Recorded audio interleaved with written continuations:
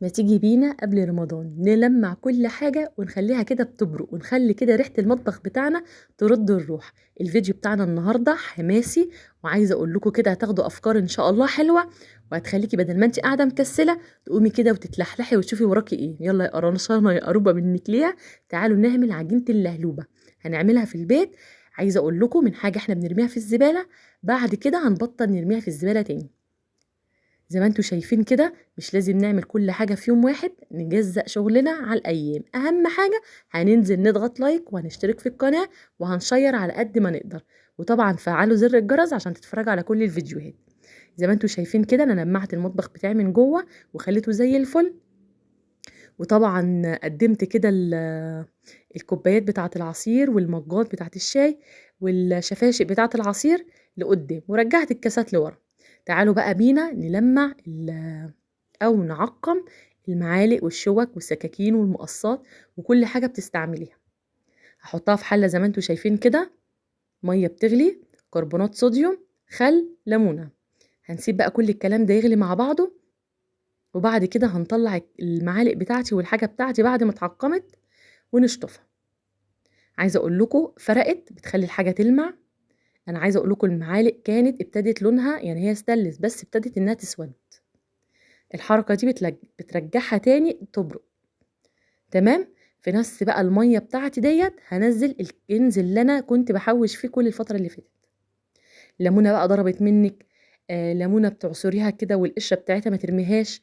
كل ده حطيه في الفريزر في كيس وحوشيه واعملوا منه عجينة الليمون. عايزه اقول لكم حلوه جدا، بتخلي الالمونيا والاستانلس بتبرق.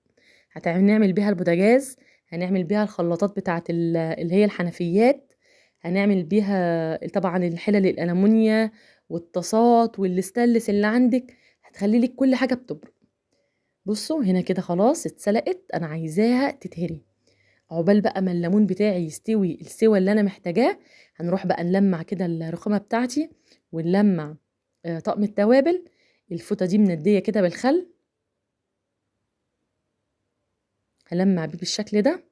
طبعا كده انا خلصت المطبخ من جوه، يعني الجزء اللي فوق والجزء اللي تحت، ونظمت كل حاجه. وبلاش يا جماعه الكركبه، غطيان العلب البلاستيك بتاعه الحلاوه بتاعه المربى، بتاعه علبه تلاجة اتكسرت عندك وغطاها موجود.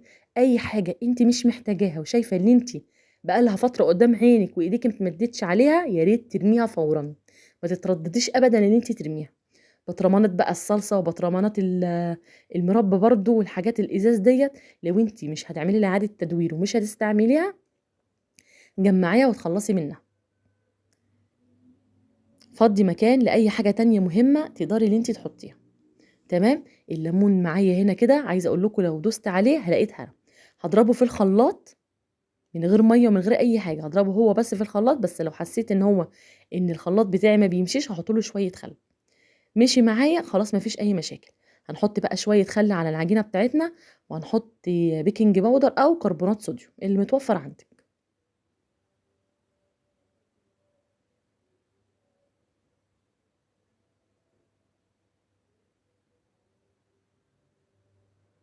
هقلب بقى الكلام ده كله ببعضه واحطه بقى في علبه تلاجة. وكل ما اجي مثلا اغسل مواعين فيها حلل لو استانلس عايزه المعها، بحط حته في علبه وبحط عليها شويه صابون سائل وبغسل بيها كل المواعين. عايزه اقول لكم برضو يا جماعه، في الكوبايات بتخلي الكوبايات كانها مغسوله في غسالة اطباق. مش عايزه اقول لكم بتبرق كده وشفافه كده اللمعان فعلا اللي احنا محتاجينه. هحطها بقى في علبة تلاجة وهشيلها.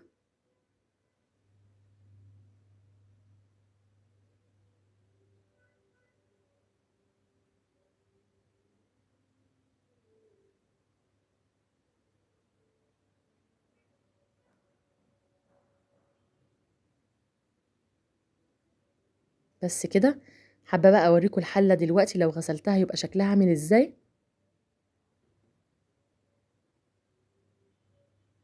كمان يعتبر اللي انا ما غسلتهاش كويس، يعني بصوا حاجه بسيطه كده بلم بس مكان العجينه بتاعتي.